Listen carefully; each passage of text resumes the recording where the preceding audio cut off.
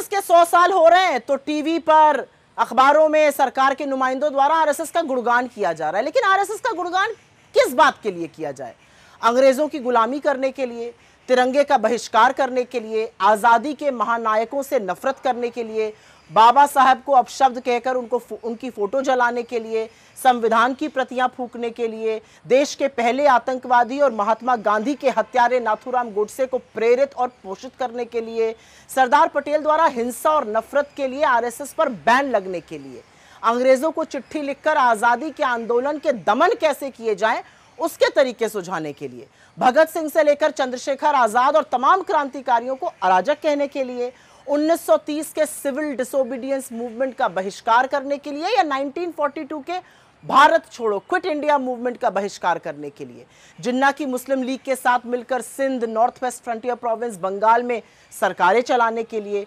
शुरू से मनुस्मृति की वकालत करने के लिए जो महिलाओं को सदैव आश्रित रहने की सीख देती है, महिलाओं को दोयम दर्जा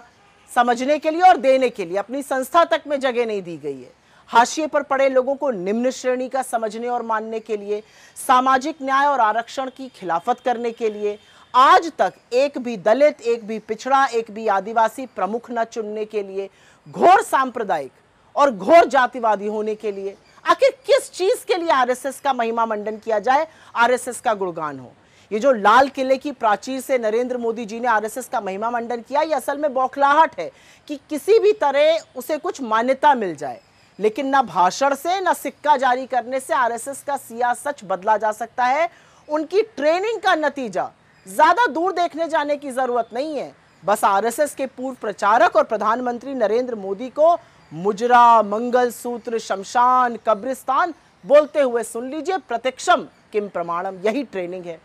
किसी ने ठीक ही तो कहा है, जो देशभक्त थे वो जंग में गए, जो गद्दार थे वो संग में गए। और ये सच्चाई आज तक यही है। आज भी नफरत फैलाने का, वैमनस्य फैलाने का, पोलराइज करने का, भाई को भाई से लड़ाने का काम आरएसएस और उससे प्रेरित लोग जो सरकार में हैं वो मुस्तैदी से कर रहे हैं।